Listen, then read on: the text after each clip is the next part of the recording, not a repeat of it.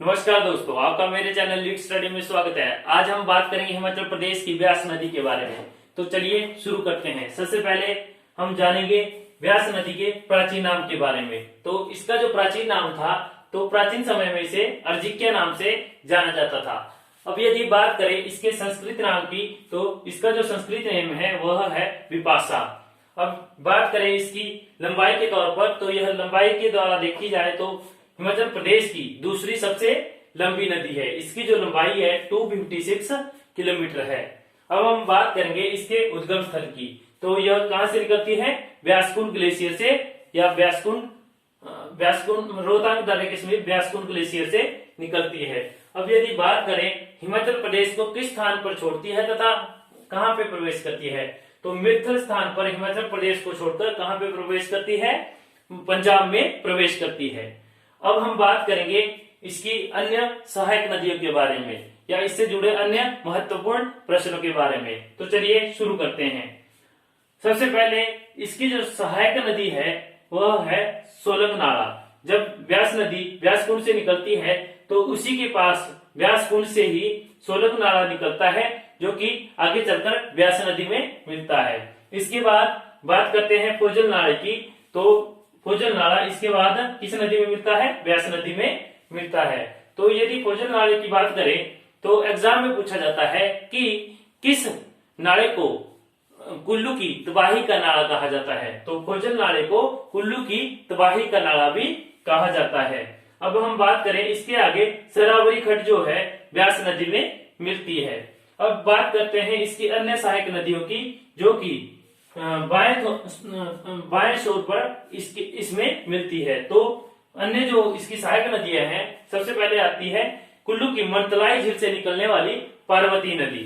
तो जिसके किनारे की मणिकर्ण चश्मा हो गया हमारा, वो भी स्थित है। यह मनतलाई झील से निकलती है तथा आगे चलकर इसमें कौन सी खड्ड मिलती है? मलाना खड्ड मिलती है। मलाना जो है विश्व का सबसे प्राचीनतम लोकतंत्र भी है। और यदि हम बात करें विश्व के सबसे प्राचीनतम गणतंत्र की, तो लिच्छवी जो है वह विश्व का सबसे प्राचीनतम गणतंत्र है। अब इसके आगे यह मलाना खड्ड किसमें मिलती है? पार्वती नदी में मिलती है। तथा भुंतर नामक स्थान पर, किस स्थान पर?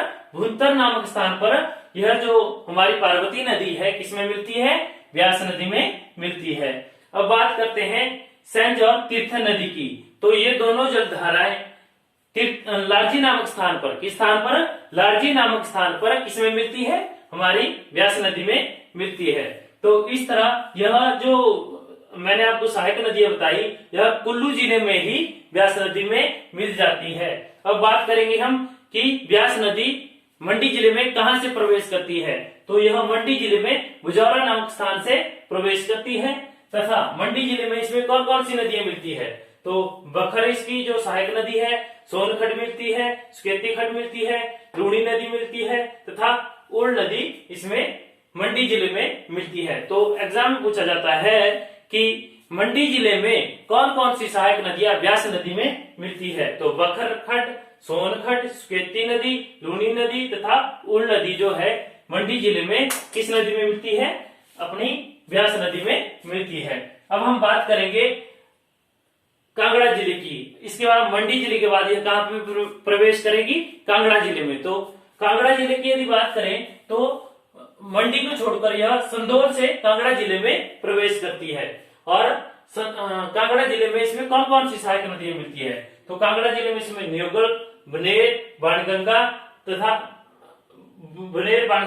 चक्की नदी मिलती है। चक्की जो नदी है यह चंबा के भटियात क्षेत्र से निकलती है। अब यदि हम बात करें यहाँ से जुड़े महत्वपूर्ण प्रश्नों की, तो एग्जाम में पूछा जाता है कि जो कांगड़ा का जो किला है वह किस नदी के किनारे बसा हुआ है या किस नदी के किनारे स्थित है। तो कांगड़ा का जो किला है वह बाणगंगा नदी के किनारे स्थित है।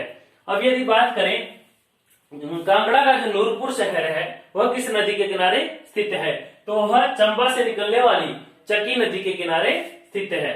अब इसके बाद मित्थल नामक स्थान पर हिमाचल प्रदेश को छोड़कर जो हमारी व्यास नदी है वो कहां चली जाती है? पंजाब में एंटर कर जाती है। तो अब मैं बात करूंगा व्यास नदी से जुड़े कुछ महत्वपूर्ण प्रश्नों के बारे में। तो चलिए शुरू करते हैं। सबसे पहले व्यास नदी का प्राचीनतम नाम क्या है? तो ब्यास नदी का प्राचीनतम नाम क्या है? इसको प्राचीन नाम जो है वो मतलब अर्जिक्य के नाम से जाना जाता था। अब यदि हम बात करते हैं इसके संस्कृत नाम की, तो इसका जो संस्कृत नाम है वह है विपाशा। इसे किस संस्कृत नाम से जाना जाता है? विपाशा नाम से जाना जाता है। इसका उद्गम कहां से होता है? रोहतांग दर्रे के समीप व्यासकुंड ग्लेशियर से यह निकलती है। और यदि बात करें इससे जुड़े अन्य प्रश्नों की, तो ब्यास नदी मंडी जिले में कहां से प्रवेश करती है? तो ये बुजौरा नामक स्थान से मंडी जिले में प्रवेश करती है। और यदि बात करें यह कांगड़ा में किस स्थान से प्रवेश करती है? तो संदौल नामक क्षेत्र से कहां पे प्रवेश करती है? कांगड़ा में। नूरपुर शहर किस नदी के किनारे स्थित है? तो चक्की नदी के किनारे स्थित है। कांगड़ा का किला किस नदी के किनारे स्थित है? तो बाणगंगा नदी के किनारे स्थित है। तो इसी के साथ आज की यह वीडियो यहीं पे समाप्त होती है। अब अगली वीडियो में हम हिमाचल प्रदेश की अंतिम नदी के बारे में चर्चा करेंगे तथा उससे अगली वीडियो में हम हिमाचल प्रदेश के महत्वपूर्ण पुलों के बारे में जानेंगे। तब तक के लिए धन्यवाद। जय हिंद।